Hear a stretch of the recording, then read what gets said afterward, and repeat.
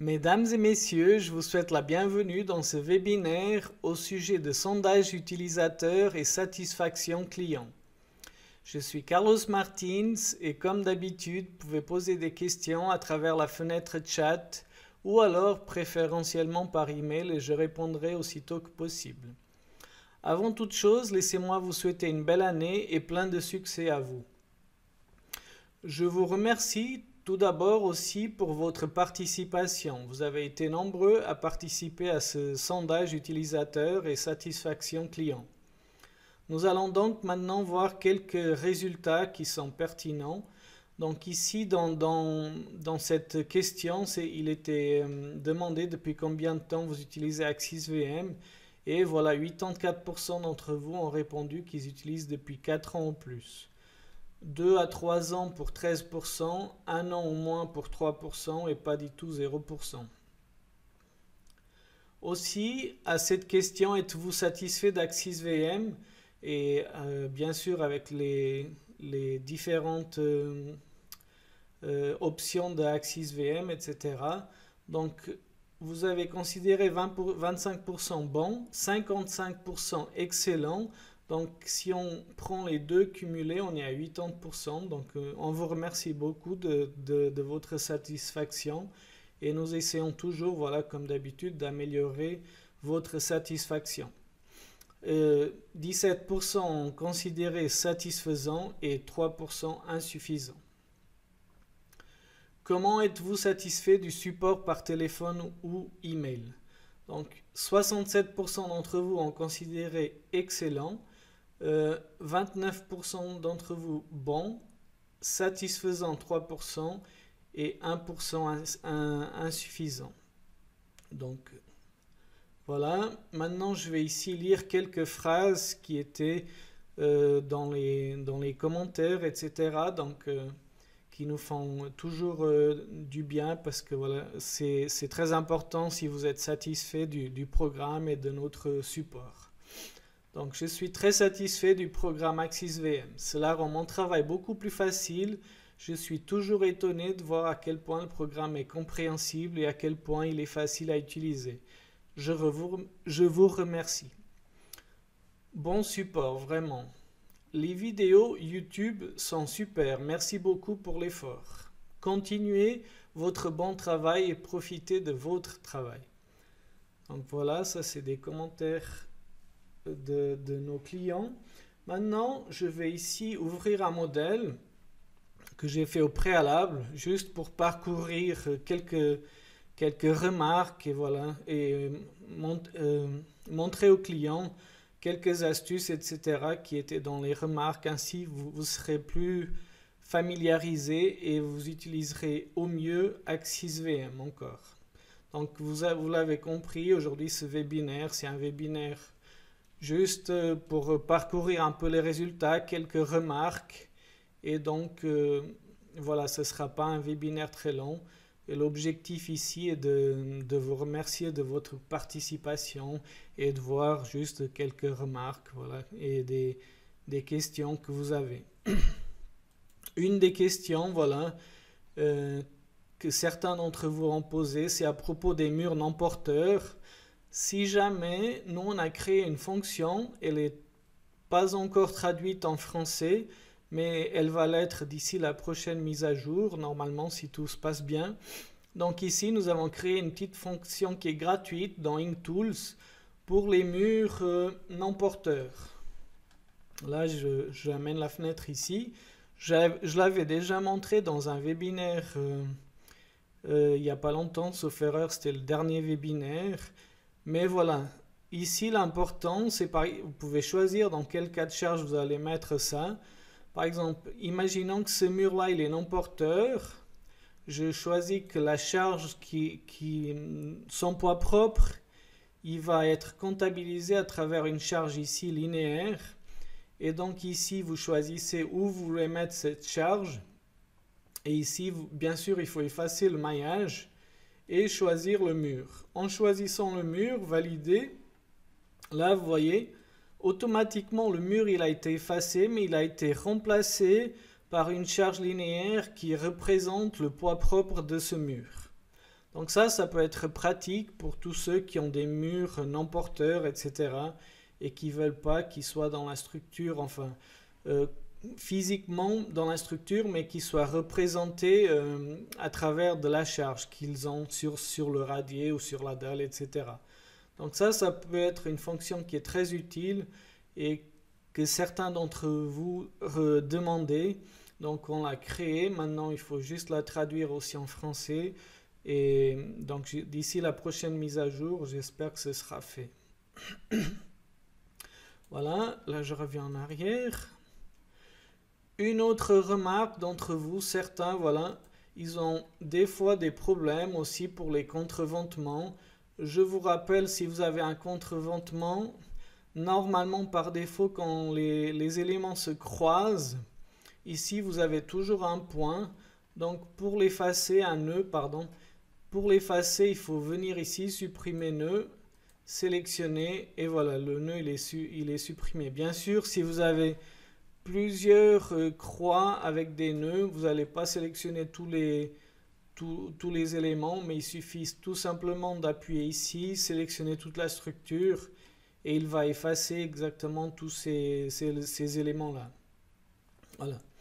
D'autres d'entre vous ont aussi des problèmes parce que des fois, bon ici c'est pas très grave parce qu'on a des petits éléments, mais certains d'entre vous par exemple ont des problèmes avec des éléments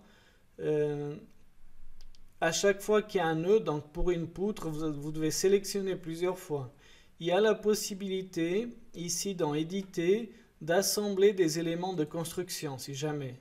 Là vous sélectionnez par exemple ces deux là, je fais valider. Et ici, vous voyez, il n'y aura plus qu'un élément. Là, si je viens avec la souris, vous voyez, il n'y a plus qu'un élément qui est disponible. Voilà. Ça peut être pratique aussi pour sélectionner, pour voir les résultats, etc. Voilà. Une autre des remarques, voilà, c'était aussi pour concernant la maçonnerie et la vérification des murs en maçonnerie.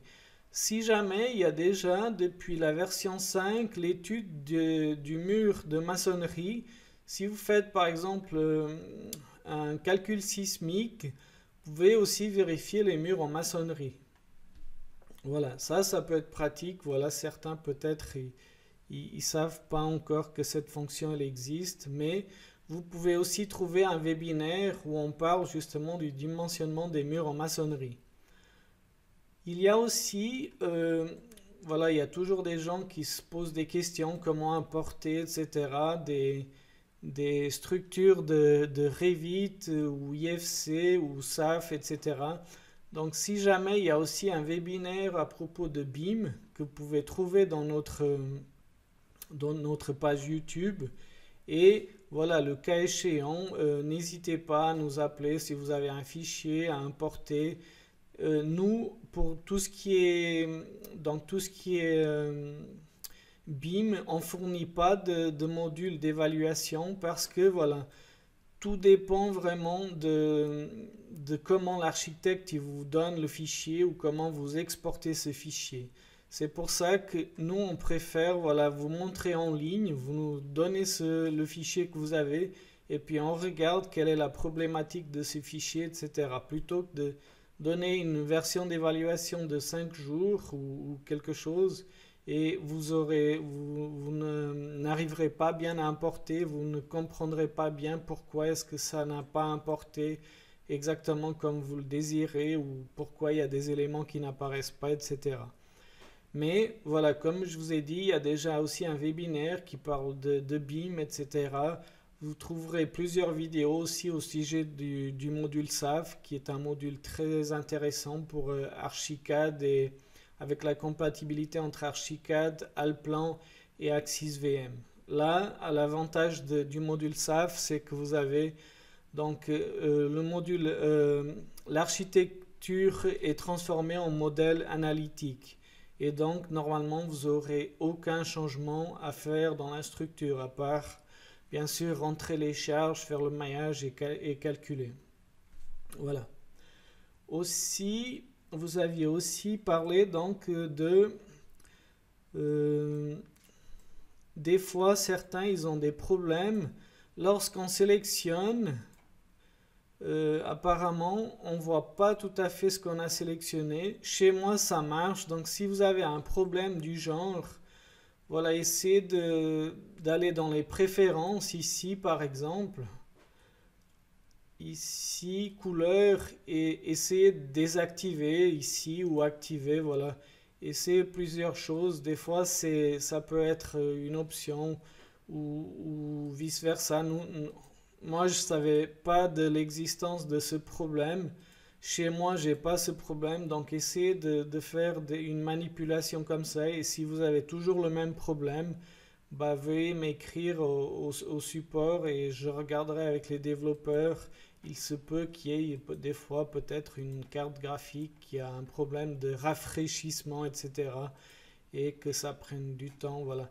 Mais si vous ne voyez pas et vous faites tout de suite un zoom, là vous verrez tout de suite, voilà, que vous avez bien sélectionné. Mais des fois c'est pas évident, voilà, à voir tout de suite que vous avez sélectionné apparemment. Ça c'est aussi une autre chose. Voilà. Ensuite, concernant les normes aussi, alors les normes, elles sont, voilà. Donc les normes, il y a toutes ces normes. Bien sûr, il y a des clients qui aimeraient avoir, par exemple, l'Eurocode français, etc. Voilà. Nous, comme je viens de vous dire aussi il n'y a pas longtemps, donc nous, on a une liste de souhaits. Voilà, chaque client, beaucoup de clients, ils nous apportent des listes de souhaits. Et puis voilà, à la fin de chaque année, on rassemble tous les souhaits. Et puis ceux qui sont vraiment, qui ont le plus d'utilisateurs qui font la demande pour une fonction, etc. C'est celles-là qui sont priorisées. Voilà. Si on a un client qui nous demande une fonction et par exemple 30 qui demandent une autre, c'est vite vu laquelle des fonctions on va mettre la priorité. Voilà. Ça ne veut pas dire qu'on ne va pas le faire. Comme vous savez, AxisVM est toujours en constante évolution. On améliore des fonctions déjà existantes, on rajoute d'autres. Donc c'est un programme qui est toujours vraiment à l'écoute des clients et qui s'améliore et qui répond toujours au mieux aux attentes des clients.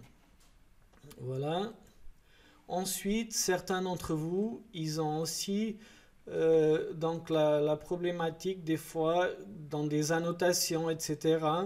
Donc vous pouvez ici automatiquement, ici par exemple, agrandir les annotations, vous voyez. Ça c'est possible, agrandir ou diminuer, etc. Aussi dans la fonction résultat, il est important, parce que certains ils disent aussi qu'il y a il y a les annotations qui se coupent. Donc ici, il faut bien cocher ici, empêcher le chevauchement d'annotation. Donc vous n'aurez pas un résultat sur l'autre, etc. Sinon, c'est clair que si vous allez imprimer, ça sera le moins compréhensible possible, quoi. Ensuite, voilà, quand vous désirez imprimer un résultat, essayez de sélectionner cet élément, le mettre en évidence, l'agrandir, comme ça vous aurez des résultats qui sont beaucoup plus compréhensibles. Voilà. Pour aujourd'hui, c'est à peu près tous les remarques que j'avais reçues. Donc il y a aussi bien sûr des demandes de fonctions, mais ça je viens d'en parler. Donc voilà, les nouvelles fonctions, elles sont toujours priorisées selon la demande. Et voilà. Donc pour ma part, aujourd'hui ce webinaire il est fini. Donc comme d'habitude, vous pouvez vous abonner à notre page YouTube et voilà, vous recevrez ainsi une notification même si vous n'avez pas eu le temps de suivre le webinaire. Et prochain webinaire, donc ce sera le mardi 22 février à 14h15. Pour ma part, je vous remercie beaucoup de m'avoir suivi et puis je vous souhaite un agréable après-midi et à très bientôt. Merci beaucoup, au revoir.